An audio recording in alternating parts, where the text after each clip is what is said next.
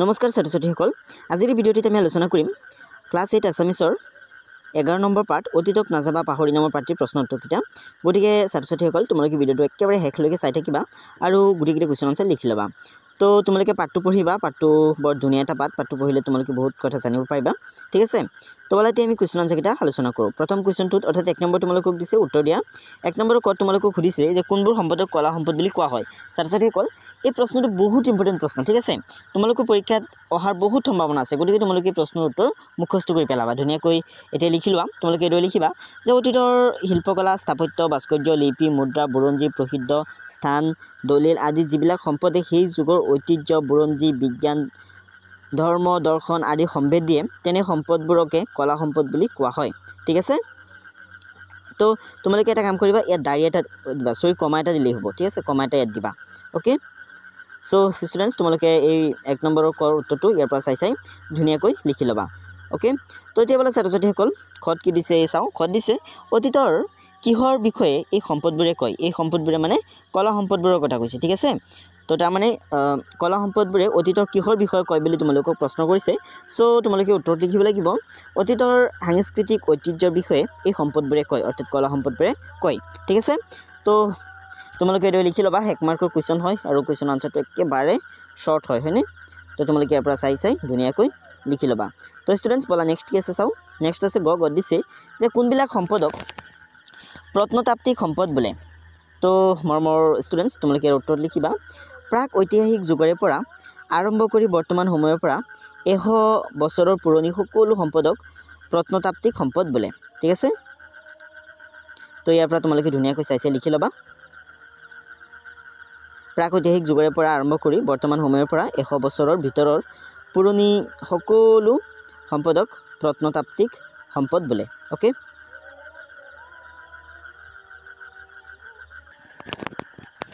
এতিয়া গত চোৱা গত তোমালোকক দিছে প্ৰত্নতত্ত্ব বুলিলে কি বুজা পুৰণি কালৰ কলা সম্পদসমূহৰ অধ্যয়নৰ জৰিয়তে আমি কিহৰ বিষয়ে জানিব পাৰো তো মৰমৰ ষ্টুডেন্টস তোমালোকে ইয়াৰ উত্তৰত লিখিবা যে সময়ে সময়ে খনন কাৰ্যৰ জৰিয়তে বহুতো সম্পদ মাটিৰ তলৰ পৰা উদ্ধাৰ কৰা হৈছে ঠিক আছে সময়ে সময়ে খনন কাৰ্যৰ জৰিয়তে বহুতো সম্পদ মাটিৰ তলৰ পৰা উদ্ধাৰ কৰা হৈছে উলিওৱা হৈছে ঠিক আছে এই সম্পদসমূহৰ কি কৈছে এই সম্পদসমূহৰ বিজ্ঞানসন্মত অধ্যয়নক প্ৰত্নতত্ত্ব বোলে পুৰণি কালৰ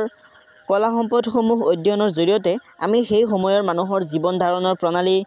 বহুতি স্থান কলা সংস্কৃতি ধৰ্ম দৰ্শন আদিৰ বিষয়ে জানিব পাৰো অৰ্থাৎ সেই সময়ত মানুহৰ চিন্তাধাৰা কেনেকুৱা আছিল মানুহৰ আচাৰ ব্যৱহাৰ কেনেকুৱা আছিল মানুহে কি কৰিছিল নকৰিছিল সেই সকলোবিলাক আমি এইবিলাক অধ্যয়ন কৰি জানিব পাৰো ঠিক আছে সো তোমালোকে ইয়াৰ পৰা চাইছে ধুনীয়াকৈ কুৱেশ্যন আনসাৰটো লিখি ল'বা ঠিক আছে ঘৰ কুৱেশ্যন আনসাৰটো লিখি ল'বা ওকে তো স্টুডেন্টস এতিয়া অংগত চোৱা অংগত তোমালোকক দিছে যে পুৰণি দ্বাৰকাৰ নগৰৰ অৱশেষ ক'ৰ পৰা উদ্ধাৰ কৰা হৈছিল ওকে ইম্পৰ্টেন্ট কুৱেশ্যন হয় পৰীক্ষাত আহিব পাৰে সো স্টুডেন্টস তোমালোকে ইয়াৰ উত্তৰত লিখিব লাগিব পুৰণি দ্বাৰকাৰ নগৰৰ অৱশেষ মাটিৰ তলৰ পৰা উদ্ধাৰ কৰা হৈছিল ক'ৰ পৰা মাটিৰ তলৰ পৰা ঠিক আছে সো স্টুডেন্টস এতিয়া দ্বিতীয় চত চোৱাচোন দ্বিতীয় চত দিছে সূৰ্য পাহাৰ কোন জিলাত অৱস্থিত তো ইয়াৰ উত্তৰত লিখিব লাগিব সূৰ্য পাহাৰ গোৱালপাৰা জিলাত অৱস্থিত সূৰ্য পাহাৰ কোন জিলাত অৱস্থিত সূৰ্য পাহাৰ গোৱালপাৰা জিলাত অৱস্থিত ঠিক আছে এতিয়া দ্বিতীয় চত চোৱাচোন দ্বিতীয় চত দিছে যে তেজপুৰৰ ওচৰৰ বৰাচুবুৰী গাঁৱত কি উদ্ধাৰ কৰা হৈছিল কি কৈছে তেজপুৰৰ ওচৰৰ বৰাচুবুৰী গাঁৱত কি উদ্ধাৰ কৰা হৈছিল তো ইম্পৰ্টেন্ট কুৱেশ্যন হয় কুৱেশ্যনটো পৰীক্ষাত সুধিব পাৰে তোমালোকে ইয়াৰ উত্তৰত লিখিব লাগিব তেজপুৰৰ ওচৰৰ বৰাচুবুৰী গাঁৱত পুৰামাটিৰ কুঁৱাৰ অৱশেষ উদ্ধাৰ কৰা হৈছিল কি উদ্ধাৰ কৰা হৈছিল পুৰামাটিৰ কুঁৱাৰ অৱশেষ ঠিক আছে অৱশেষ বুলি ক'লে মানে ৰৈ যোৱা অংশখিনিকে বুজায় ঠিক আছে নেক্সট বৈকাৰ্যত দিছে যে সূৰ্য পাহাৰৰ খনন কাৰ্যত কি উদ্ধাৰ হৈছিল সূৰ্য পাহাৰৰ খনন কাৰ্যত কি উদ্ধাৰ হৈছিল বুলি সুধিছে ইম্পৰ্টেন্ট কুৱেশ্যন হয় বহুত ইম্পৰ্টেন্ট পৰীক্ষাত আহিব পাৰে ঠিক আছে তো উত্তৰ লিখিব লাগিব সূৰ্য পাহাৰৰ খনন কাৰ্যত শিলেৰে নিৰ্মিত বৌদ্ধ স্তূপ জৈন ধৰ্মৰ আদিগুৰু নেমিনাথ আৰু ঋষভনাথৰ ভাস্কৰ্য শিৱলিংগ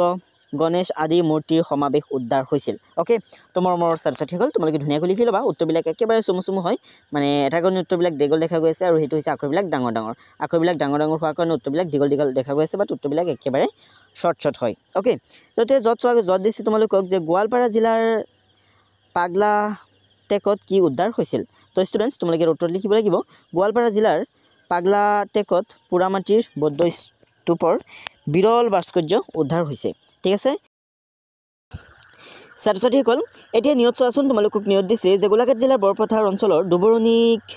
প্ৰাচীন অসমৰ বুৰঞ্জীৰ অন্যতম ক্ষেত্ৰ বুলি কিয় কোৱা হৈছে বুজাই লিখা তো ষ্টুডেণ্টছ তোমালোকে ইয়াৰ উত্তৰত লিখিবা যে গোলাঘাট জিলাৰ বৰপথাৰ অঞ্চলৰ দুবৰণিৰ আহে পাহে উদ্ধাৰ হোৱা প্ৰাচীন লিপিসমূহৰ পৰা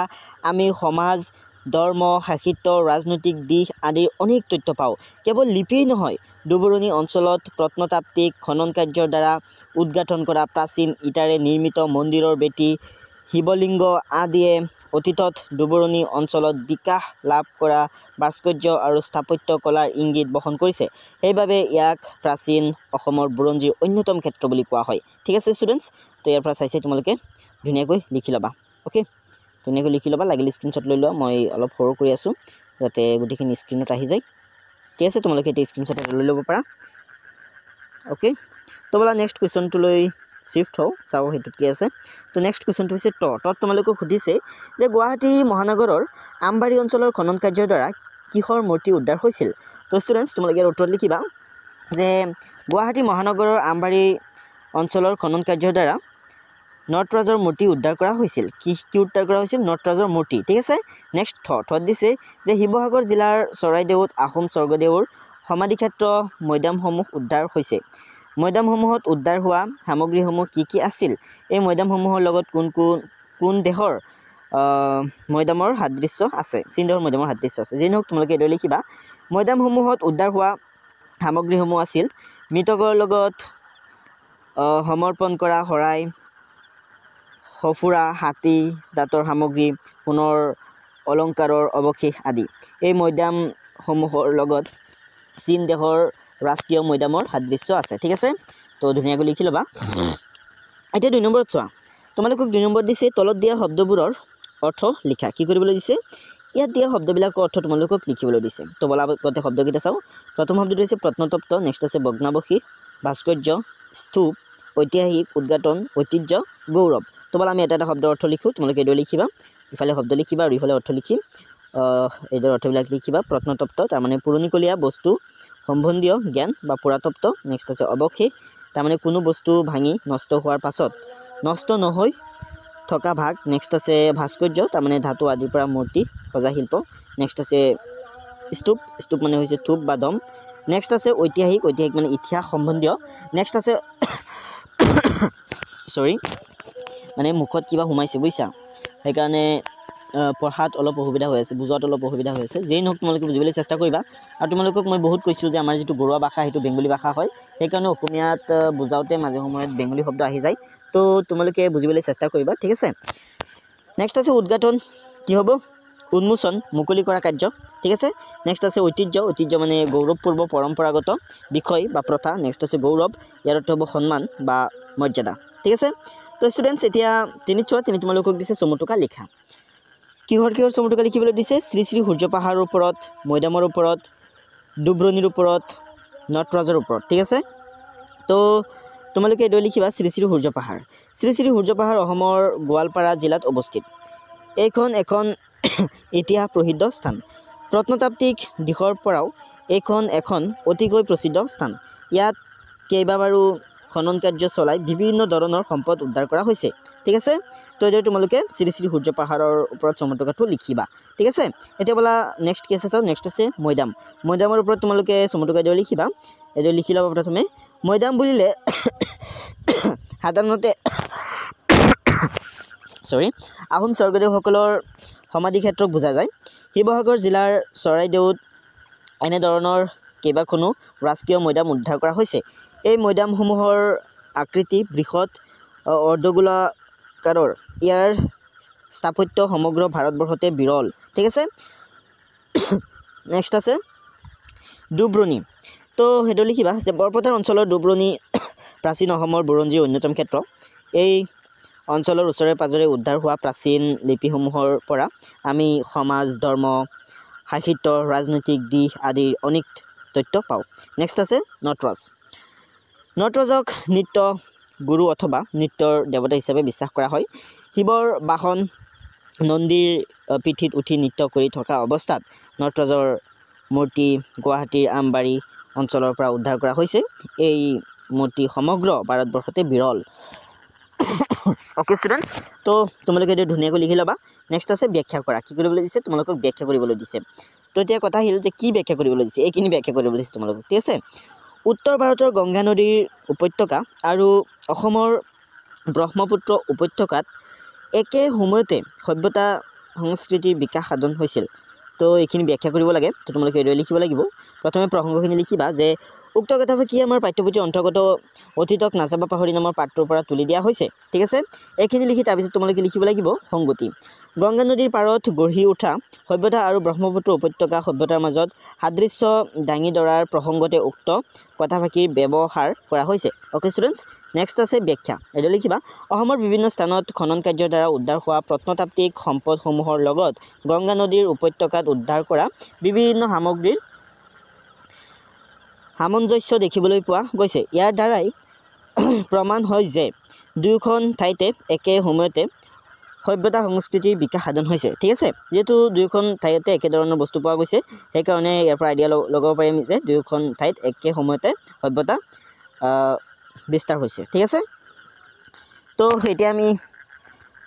কৰখিনি আলোচনা কৰি শেষ কৰিলোঁ ঠিক আছে এতিয়া আমি খত আহিলোঁ খত দিছে ভাষা অধ্যয়ন ব্যৱহাৰিক ব্যাকৰণ এতিয়া আমি ব্যাকৰণৰ ওপৰত কিবা কিবি পঢ়িবলৈ পাম ঠিক আছে তো চোৱা ইয়াত কি দিছে ইয়াত তোমালোকক প্ৰথমেই দিছে যে জানো আহা তো তোমালোকে এইখিনি পঢ়িব লাগিব ইতিমধ্যে আগৰ শ্ৰেণীত কীট আৰু তদ্ধিত প্ৰত্যয়ৰ কথা আলোচনা কৰা হৈছে চাৰ্থিক আৰু নিৰ্দিষ্টতাবাচক প্ৰত্যয় শৰীৰৰ গড়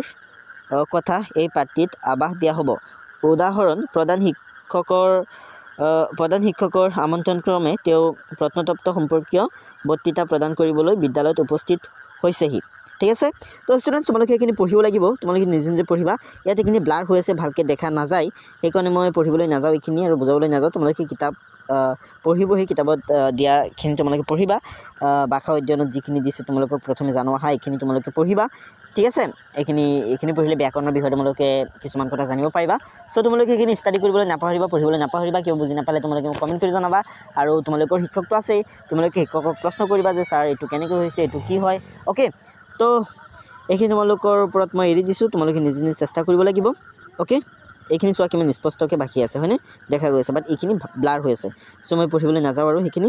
অ'কে তোমালোকে নিজে নিজে চেষ্টা কৰিবা মৰমৰ ছাত্ৰ ছাত্ৰীসকল এতিয়া পাছত চোৱা তোমালোকক পাছত দিছে যে তলৰ শব্দবোৰৰ বিপৰীতাৰ্থ শব্দ পাঠৰ পৰা বিচাৰি লিখা তো ইয়াত কেইটামান শব্দ দিছে যিকেইটা শব্দৰ অৰ্থ বিপৰীত অৰ্থ বুজা শব্দ পাঠত আছে বুলি কৈছে তো পাঠৰ পৰা বিচাৰিলে তোমালোকক লিখিবলৈ দিছে উপস্থিত কি হ'ব অনুপস্থিত হ'ব চিনাকি কি হ'ব অচিনাকি প্ৰাচীন হ'লে কি হ'ব নবীন পৰিকল্পিত হ'লে কি হ'ব অপৰিকল্পিত দংশ হ'লে কি হ'ব সৃষ্টি হ'ব নবীন হ'লে প্ৰবীণ হ'ব দুৰ্বল হ'লে সবল হ'ব বৈসাদৃশ্য হ'লে কি হ'ব সাদৃশ্য হ'ব হয়নে তো মই ধুনীয়াকৈ তোমালোকক লিখি থৈছোঁ তোমালোকে এইটো লিখিবা উপস্থিত অনুপস্থিত চিনাকি অচিনাকি প্ৰাচীন নবীন অ'কে পৰিকল্পিত অপৰিকল্পিত দংশ সৃষ্টি তাৰপিছত আছে নবীন প্ৰাচীন ঠিক আছে নেক্সট আছে দুৰ্বল শক্তিশালী বা সবল বুলি তোমালোকে লিখিব পাৰা বৈসাদৃশ্য সাদৃশ্য ঠিক আছে তো ষ্টুডেণ্টছ তোমালোকে এইটো ধুনীয়াকৈ শব্দবিলাকৰ বিপৰীত অৰ্থ বুজা শব্দ লিখিবা তাৰপিছত তোমালোকক কি দিছে তাৰপিছত দিছে বাক্য ৰচনা কৰা কি কৰিবলৈ দিছে বাক্য ৰচনা কৰিবলৈ দিছে অ'কে ভগ্নাৱশেষ ইতিহাস উদ্ঘাটন উদ্ধাৰ খনন নিৰ্মাণ ঐতিহ্য আপুৰুগীয়া অ'কে তো চোৱা ভগ্নাৱশেষ তাৰমানে তোমালোকে ৰচনা কৰিবলৈ চেষ্টা কৰিবা বাক্যটো যে প্ৰাচীন মহলখনৰ ভগ্নাৱশেষ এতিয়াও পৰ্যটকসকলৰ আকৰ্ষণৰ কেন্দ্ৰ ঠিক আছে বা তোমালোকে বেলেগ ধৰণে কৰিব পাৰা তোমালোকৰ ইচ্ছা নেক্সট আছে ইতিহাসক জানি আগুৱাই যোৱাই সফলতাৰ মূল মন্ত্ৰ ঠিক আছে ইতিহাস পঢ়িলে আমি গম পাওঁ যে কোনবিলাক কাম আমি কৰিলে ভৱিষ্যতত আমাৰ বিপদ হ'ব পাৰে বা কোনবিলাক কাম কৰিলে আমাৰ ভৱিষ্যত ভাল হ'ব ঠিক আছে ইতিহাসৰ পৰা আমি বহুত কথা শিকিব পাৰি নেক্সট আছে উদ্ঘাটন তোমালোকে এইটো লিখিবা যে নতুন গৱেষণাই মানুহৰ জীৱনৰ এক গুৰুত্বপূৰ্ণ সত্য উদ্ঘাটন কৰিছে অ'কে নেক্সট আছে উদ্ধাৰ এইটো লিখিবা যে প্ৰত্নতত্ত্ববিদসকলে মাটিৰ তলৰ পৰা এক প্ৰাচীন মূৰ্তি উদ্ধাৰ কৰিলে অ'কে তাৰপিছত তোমালোকক দিছে যে খনন এইটো লিখিবা যে এই অঞ্চলত হোৱা খনন কাৰ্যৰ ফলত এক নতুন সভ্যতাৰ সন্ধান পোৱা গৈছে অ'কে তো ষ্টুডেণ্টছ এতিয়া চোৱা ইয়াত তোমালোকক দিছে নিৰ্মাণ শব্দটোৰে তোমালোকে এইদৰে বাক্য ৰচনা কৰিবা যে উন্নয়নৰ অংশ হিচাপে নতুন এখন দলং নিৰ্মাণ কৰা হৈছে অ'কে তাৰপিছত কি দিছে তাৰপিছত দিছে ঐতিহ্য এইদৰে লিখিবা যে তেজপুৰ এখন ঐতিহ্য চহৰ অ'কে ষ্টুডেণ্টছ নেক্সট আছে আপুৰুগীয়া কি আছে আপুৰুগীয়া এই মন্দিৰখনৰ স্থাপত্যশৈলী আপুৰুগীয়া আৰু অপূৰ্ব ঠিক আছে তো তো ষ্টুডেণ্টছ এতিয়া আমি হাতলৈকে আহি গ'লোঁ হাতত তোমালোকক দিছে যে তলৰ বাক্যবিলাকৰ অৰ্থ এটা শব্দত প্ৰকাশ কৰা কি দিছে এই তলত দিয়া বাক্যবিলাকৰ অৰ্থ এটা শব্দত প্ৰকাশ কৰিবলৈ দিছে ওকে চ' প্ৰথমটো হৈছে কোনো বস্তুৰ ভগা চিগা অংশবোৰ কি হ'ব ভগ্নাৱশেষ হয়নে উত্তৰটো তোমালোকে লিখিব লাগিব ভগ্নাৱশেষ নেক্সট আছে প্ৰাচীন যুগৰ সম্পদসমূহৰ বিষয়ে কৰা অধ্যয়ন কি হ'ব প্ৰত্নতত্ত্ব হয়নে নেক্সট আছে গ দিছে যে প্ৰাচীন যুগৰ সম্পদসমূহৰ সংৰক্ষণ কৰি ৰখা স্থান কি হ'ব সংগ্ৰহালয় কি হ'ব সংগ্ৰহালয় ঠিক আছে নেক্সট আছে ঘ দিছে শিলত কটা শিল্প কি হ'ব ভাস্কৰ্য শিলত কটা শিল্প কি হ'ব ভাস্কৰ্য নেক্সট আছে 8 দিছে যে তলৰ প্ৰশ্নকেইটাৰ উত্তৰ দিয়া এই তলত দিয়া প্ৰশ্নকেইটাৰ উত্তৰ দিবলৈ দিছে যে অভাৰহেড প্ৰজেক্টৰ বুলিলে কি বুজা অভাৰহেড প্ৰজেক্টৰ বুলিলে কি বুজা সুধিছে তো উত্তৰ লিখিবা অভাৰহেড প্ৰজেক্টৰ বুলিলে এবিধ প্ৰক্ষেপণ যন্ত্ৰক বুজা যায় ঠিক আছে ষ্টুডেণ্টছ এতিয়া খত দিছে যে অভাৰহেড প্ৰজেক্টৰৰ সহায়ত কি কৰিব পাৰি আমি অভাৰহেড প্ৰজেক্টৰ বিষয়ত কি কৰিব পাৰি সুধিছে তোমালোকক তো তোমালোকে উত্তৰত লিখিবা অভাৰহেড প্ৰজেক্টৰৰ সহায়ত স্বচ্ছ কাগজত লিখি লোৱা কথা বা ছবি আদি প্ৰতিফলক পদাৰ্থ ডাঙৰকৈ দেখুৱাব পাৰি নেক্সট আছে গত দিছে যে প্ৰত্নতাত্ত্বিক সম্পদৰ সময় নিৰূপণ কৰা ব্যৱস্থাটো কি বুলি কোৱা হয় তো ইয়াৰ উত্তৰ তোমালোকে লিখিবা যে প্ৰত্নতাত্ত্বিক সম্পদৰ সময় নিৰূপণ কৰা ব্যৱস্থাটোক কাৰ্বন 14 মেথড বুলি কোৱা হয় ঠিক আছে তাৰমানে প্ৰত্নতাত্ত্বিক সম্পদ এটাৰ বয়স কিমান পুৰণি সম্পদটো বস্তুটো কিমান পুৰণি তো তাৰ সময় ওলাবৰ কাৰণে এটা ব্যৱস্থা ব্যৱহাৰ কৰা হয় আৰু হেতুৰ নাম দিয়া হৈছে কাৰ্বন 14 মেথড ঠিক আছে নেক্সট আছে গ দিছে যে প্ৰত্নতাত্ত্বিক খনন কাৰ্য সমাধা হোৱা ঠাই কেইখনমানৰ নাম লিখা তো ইয়াৰ উত্তৰ লিখিবা প্ৰত্নতাত্ত্বিক খনন কাৰ্য সমাধা হোৱা ঠাই কেইখনমানৰ নাম হ'ল আমবাৰী মদন কামদেৱ দ পৰ্বতীয়া দুবৰণি শ্ৰী শ্ৰী সূৰ্য পাহাৰ ননাথ আদি ঠিক আছে তাৰপিছত আছে অংগত দিছে যে লিপিসমূহৰ অধ্যয়নে কি তথ্যৰ যোগান ধৰে কি কৈছে লিপিসমূহৰ অধ্যয়নে কি তথ্যৰ যোগান ধৰে ইয়াৰ উত্তৰ তোমালোকে লিখিবা লিপিসমূহৰ অধ্যয়নে ৰাজনৈতিক সামাজিক অৰ্থনৈতিক আদি নানান তথ্যৰ যোগান ধৰে ওকে তাৰপিছত আছে গ দিছে ভাষা অধ্যয়ন তো এইখিনি তোমালোকক জানি ল'বলৈ দিছে তো বলা আমি এবাৰ পঢ়ি জানি লওঁ যিহেতু আখৰবিলাকো স্পষ্ট হৈ আছে তো বলা সময় উলিয়াই আমি অলপ পঢ়ি লওঁ তো এইদৰে পঢ়িবা অভাৰহেড প্ৰজেক্টৰ তো অভাৰহেড প্ৰজেক্টৰ বিষয়ে দিছে তোমালোকক যে এবিধ প্ৰক্ষেপণ যন্ত্ৰ ইয়াৰ সহায়ত স্বচ্ছ কাগজত লিখি লোৱা কথা বা ছবি আদি প্ৰতিফলক পদাৰ্থত পৰ্দাত ডাঙৰকৈ দেখুৱাব পাৰি ইয়াৰ জৰিয়তে কথা বুজিবলৈ বা বুজাবলৈ সুবিধা প্ৰত্নতাত্ত্বিক সম্পদৰ সময় নিৰূপণ বৈজ্ঞানিক ব্যৱস্থাৰে কৰা হয় ইয়াক কাৰ্বন 14 মেথড বুলি কোৱা হয় জৈৱিক মাধ্যমৰ সম্পদৰ ক্ষেত্ৰত এই প্ৰক্ৰিয়া অধিক ফলপ্ৰসূ প্ৰত্নতাত্ত্বিক সম্পদৰ সৃষ্টিৰ মাধ্যম যেনে শিল ইটা কাঠ বাঁহ আদিৰ অধ্যয়ন এনে সম্পদৰ